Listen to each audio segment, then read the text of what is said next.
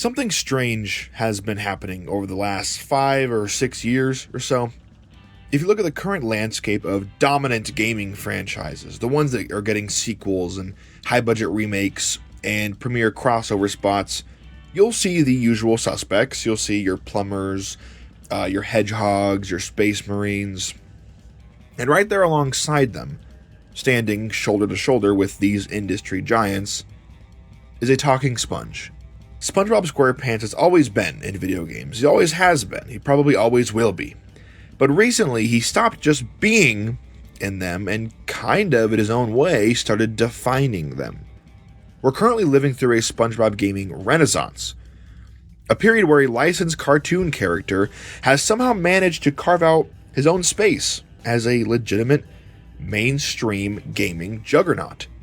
How did a franchise historically known for some bargain bin shovelware suddenly become one of the most reliable platforming mascots on the market? And does Mr. SquarePants actually have the chops to stand up against Mario, Sonic, Crash, Donkey Kong, etc.? Let's dive in. I've been wanting to make a video like this for a long time, fully diving into what makes SpongeBob's gaming adventure so great. And here we are. Before we get into it, please do not forget to like, subscribe, hit that little join button by the subscribe button, become a member, get access to your own exclusive Discord channel, early access to videos, and some other awesome stuff. To understand his current rise, we have to acknowledge what happened in the past. For a long time, licensed game was a very dirty word. They were cheap cash grabs meant to separate parents from their money during the holiday season. But then, they struck gold in 2003's Battle for Bikini Bottom. It was a complete anomaly. A licensed game that was actually pretty remarkable. It was a genuinely well-designed collectathon platformer in the vein of Banjo-Kazooie, dripping with show-accurate charm. It became a cult classic, deservedly so, the gold standard for what a cartoon adaptation could be. And for nearly 2 decades, that game sat dormant, a nostalgic memory for millennials and Gen Z. Enter THQ Nordic and Purple Lamp Studios. They correctly identified that the kids who played the original in 2003 were now adults with some disposable income and a desperate craving for nostalgic dopamine in the middle of the pandemic. 2020's Battle for Bikini Bottom Rehydrated was the catalyst for this whole movement. This was not a lazy HD port. It was a loving, vibrant restoration with a full, ground-up remake. It proved 2 crucial things to the industry. 1, that the collectathon 3D platformer genre wasn't dead, it was just sleeping. And 2, that SpongeBob was a viable commercial gaming IP outside of mobile apps. It sold over a million copies very quickly. And from that moment on, the fuse was lit. And as Homelander said, let's light this candle. And if Rehydrated was the proof of concept, then 2023's The Cosmic Shake was the declaration of intent. This is where the shift really happens. This wasn't a remake. This was a brand new, semi-big budget 3D platformer constructed on the foundation that was laid by Rehydrated. The Cosmic Shake did something very smart. It solidified SpongeBob's, quote, gaming identity.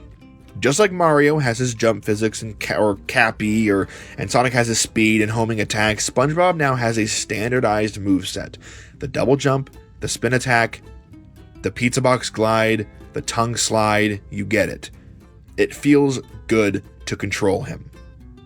The game wasn't perfect. It was a bit linear for my taste, at least compared to the more open hubs of Battle for Bikini Bottom, but it was undeniably a polished AA tier gaming experience, and it moved SpongeBob from the, quote, licensed game category into the well-deserved, legitimate 3D platformer category. And that brings us to the new heavyweight champion, Titans of the Tide.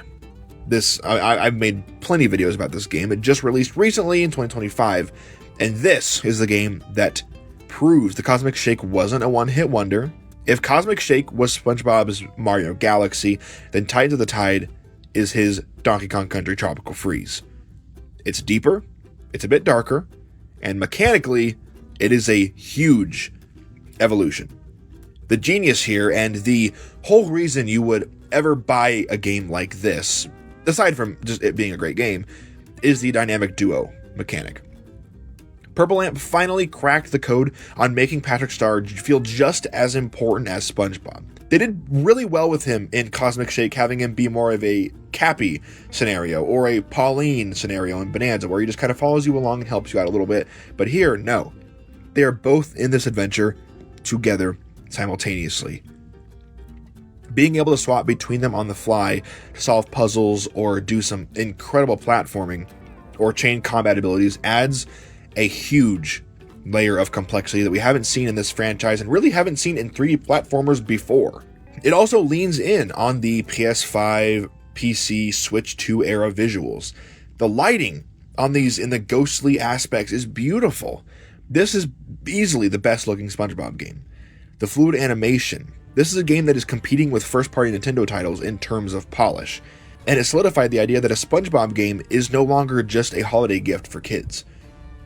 For me and many others, it was a day one purchase for platforming fans, and for very good reason.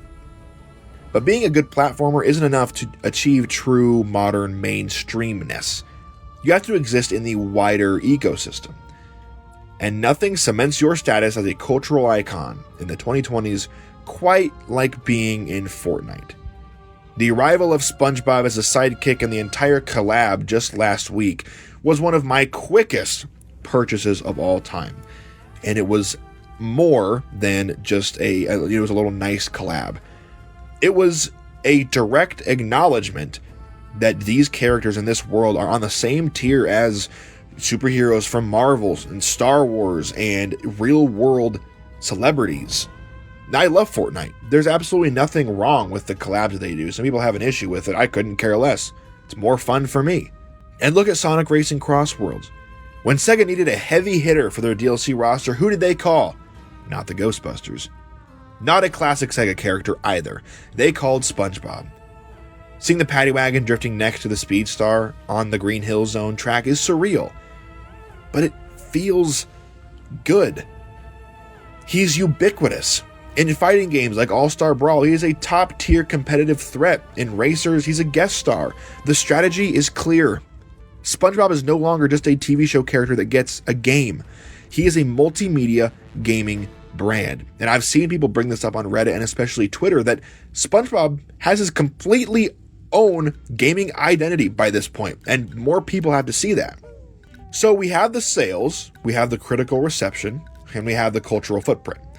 But let's get down to brass tacks. How does a Sea Sponge actually compare to the Mount Rushmore of platforming legends like Mario, like Sonic, like Crash, like Donkey Kong?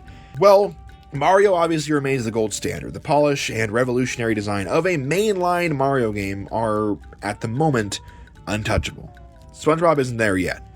His games are fantastic AA titles, while Mario is the definition of AAA prestige. However, let's compare to Sonic the Hedgehog for a sec. Sonic's history is a complete roller coaster of dizzying highs and just catastrophic lows, and I'm not even a huge Sonic fan. I believe Sonic right now is currently doing well. For the last decade, SpongeBob's core platforming mechanics have arguably been more consistent easily. Titans of the Tide offers a very reliable, non-frustrating polish that the Blue Blur sometimes struggles to maintain even twice in a row. Then you have Crash, Spyro, and Donkey Kong, and these guys represent the pinnacle of challenging, rhythmic platforming.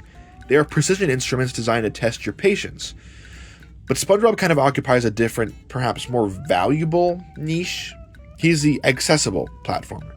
His games are challenging enough to be engaging, but they're forgiving enough for a child or just an adult that wants to relax after a grueling 8-hour shift. Where SpongeBob wins against all of them is in the character-driven comedy.